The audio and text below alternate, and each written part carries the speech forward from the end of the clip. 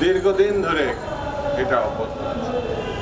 স্বাধীন সার্বভৌম গণতান্ত্রিক বাংলাদেশের নাগরিকরা নিরাপত্তা চাবে, নিরাপদের সঙ্গে বসবাস করবে, এটা খুব স্বাভাবিক। যেসব নাগরিকদের হত্যা করা হয় তারা বাংলাদেশের সীমানার মধ্যেই থাকে, কিন্তু তারপরেও এটি একটি জঘন্য অপরাধ।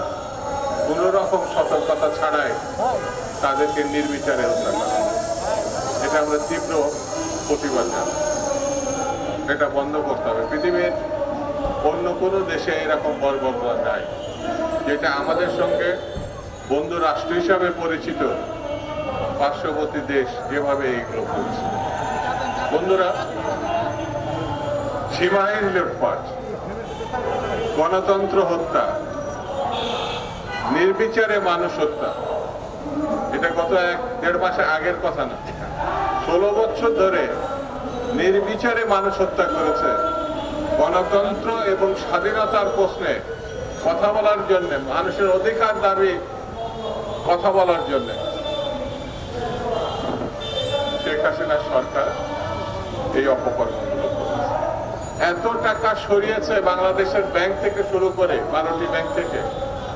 বিশ্বে এই ধরনের নজির আছে বলে আমার জানা নেই। এই টাকাগুলো বিদেশে পাচার করা হয়েছে, পার্শ্ববর্তী দেশে এবং বিভিন্ন দেশে এই টাকা আছে। গণমানুষের তীব্র আন্দোলনের মুখে শেখ হাসিনা পালিয়ে ভারতে গেছে। ভারত তাদের সিদ্ধান্ত নিতে হবে, তারা গণতন্ত্রের সপক্ষে ভূমিকা রাখবে নাকি ফ্যাসিবাদের প্রতিভূ যিনি হত্যাকারী, যিনি গণতন্ত্র মানে একেবারে ধ্বংস করেছে, স্বাধীনতা বিপন্ন করেছে, তার পক্ষ নেবে। এটি ভারতকে সিদ্ধান্ত নিতে হবে।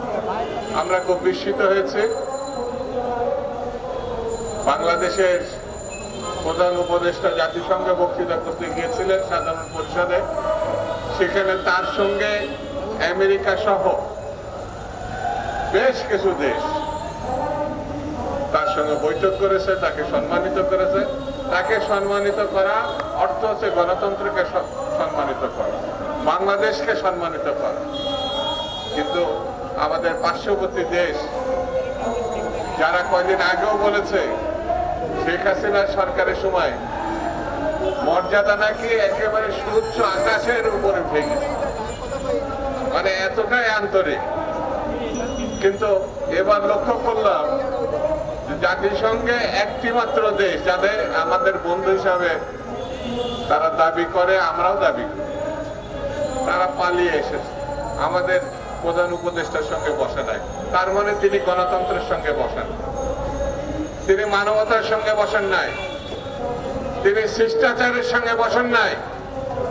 যে দেশ 71-এর মুক্তিযুদ্ধ, 90-এর গণ আন্দোলন, গণ অভ্যুত্থান, 24-এর গণ অভ্যুত্থানে বারবার প্রমাণ করেছে তারা গণতন্ত্রের শুধু পছন্দ করে না, মানুষের অধিকার মানবতা শুধু পছন্দ করে না, এর পক্ষে তারা রক্ত দিয়ে সে দাবি আদায় করতে, তার পক্ষে তারা দাঁড়ায় না।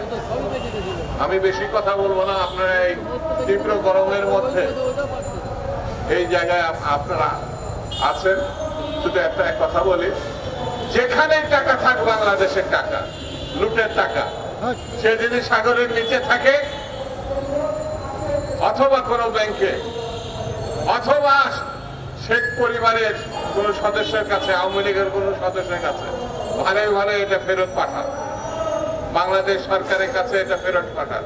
এটা দেশের জনগণের, মোর জনগণের খেটে খাওয়া মানুষের টাকা। এই টাকা যতক্ষণ পর্যন্ত বাংলাদেশে উদ্ধার না হবে ততক্ষণ পর্যন্ত তা কারোর সঙ্গে কোনো আপোষ নেই। হাসিনা আন্দোলন করবে কি নির্বাচন করবে কি প্রতিষ্ঠিত হবে, এটা তাদের ব্যাপার। কিন্তু বাংলাদেশের মানুষ হত্যাকারীকে কখনো ছাড় দেয় না। বাংলাদেশের মানুষ ফ্যাসিবাদকে কখনো ফ্যাসিবাদের কাছে মাথা নত করে না। এটি যারা পালিয়ে গেছে তাদেরকে মনে রাখবে, এটা মনে রাখা ছাড়া কোনো। আগামী দিন বাংলাদেশের গণতন্ত্রের মানুষের দিন, আগামী দিন স্বাধীনতার পক্ষে মানুষের দিন। দেশনেত্রী বেগম খালেদা জিয়া এবং জনাব তারেক রহমান আগামী দিনে যিনি প্রধানমন্ত্রী, তিনি স্পষ্ট করে বলেছেন বাংলাদেশ কিভাবে চলবে। জনতার সমর্থন নিয়ে আগামী দিনে যে সরকার হবে তারাই গণতন্ত্র প্রতিষ্ঠিত করবে, তারাই বাংলাদেশকে বিপদমুক্ত করবে এবং 16 বছরের যে জঞ্জাল সেটা কি পরিষ্কার। এটাই হচ্ছে বিএনপির লক্ষ্য, এটাই দেশনেত্রীর লক্ষ্য, এটাই দেশ নায়ক জনাব তারেক রহমানের লক্ষ্য, গণমানুষের লক্ষ্য। সেই জন্য আমাদের ঐক্যবদ্ধ থাকতে হবে। ঐক্যবদ্ধ থাকা ছাড়া কোনো বিকল্প নেই।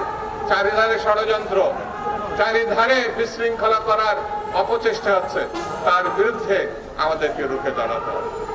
এই আহ্বান সবাইকে জানিয়ে, সবাইকে ধন্যবাদ দিয়ে আমি আমার বক্তব্য শেষ করছি। খুদা হাফেজ। বাংলাদেশ জিন্দাবাদ।